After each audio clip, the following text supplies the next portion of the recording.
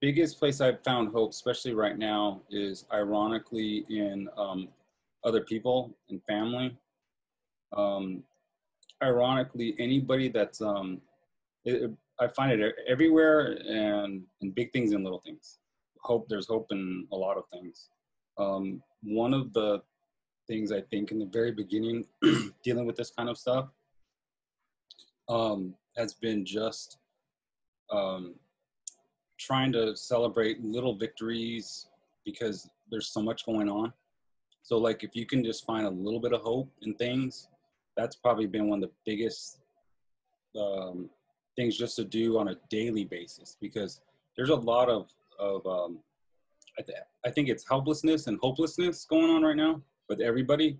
And so I think when you like look for any type of hope, you just try to look for any little thing. And I found that a lot in just my family, because you're with your family every day, but more with talking to people. I've actually probably talked more with people, or as much as I did before the pandemic as I did now.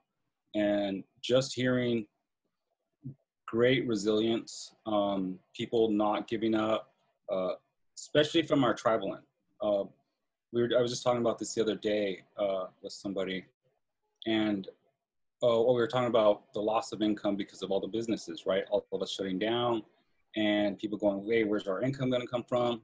And one of the first things that we started talking about is, well, hey, tribal income could be gone, right? We could see ourselves in really crazy situation. And what the first thing a lot of tribal people said was, "We've been here before. We'll do it again. We'll make tortillas. We'll hunt. We'll gather. We'll make beans. We did it. We've done it before. We'll do it again." And it was like that told me there was a lot of hope, that the resilience of the tribal of a lot of our people were like, there's nothing's gonna stop them. You know what I mean? It's like I'd say, well, that's hopeful for me. That's hopeful on many levels, because what I worry about is when you hear so much doom and gloom, you start losing a lot of hope. You feel a lot of hopelessness. But really, it's that hope and that vision. I think that builds on what I really see as our hope, which is um, it's kind of hard to explain, but right before this pandemic hit, and while it was happening, um, I felt like for our tribes, we were in a really bad position, because I already knew we didn't have the health care. I mean, being in the United States system as it is, we don't, we don't have the best health care, number one. And then tribes, and then we're rural. So then you have all those other elements. And then any type of sickness that's come to our tribes, we're small, we're tribal. So I was feeling like this is a really, really bad time for us. And of course, the biggest thing is our health issues, right? Um, Disproportionately high susceptible from diabetes to from diabetes to lupus to cancers to lung disease to smoking cigarettes, you name it. We got all those issues, problems, and it just seems like at a very, very high level. And so I felt really a lot of hopelessness and like doom and gloom.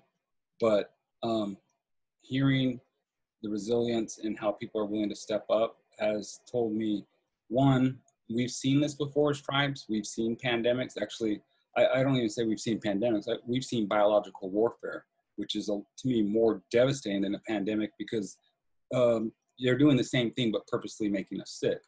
And we survived that, and we know the history of that. So I think the way we survive that's the same way we survive it now, and that's really where I find that hope, and that's in the principles. It's in our principles. It's what I kind of say already, which is it's principles over personality. Those principles give me all the hope, and that's our culture, our traditions, our way of life. Those traditions, those things that we do, I think that we kind of even took for granted a little bit, but we've always cherished them, are now to be at the forefront. All right, that's what's going to get us out of here. That's what's going to help us through this, which is our principles. And I call it the high moral ground. We keep our morals, our ethics about us, try to do what's right for people. And I think there's a ton of hope. I mean, that's where I think that there's not just hope. That's where there's a fire burning. You know, that's to me our principles. That's all we stand for. And there's a lot of hope for that because I felt like we never have the numbers, right? We haven't had the numbers in 100 years.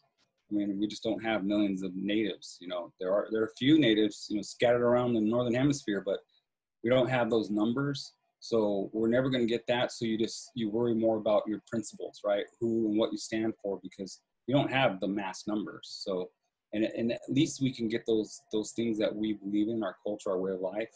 Um, that's what's actually gotten us through in the past. And this will hopefully get us through now. So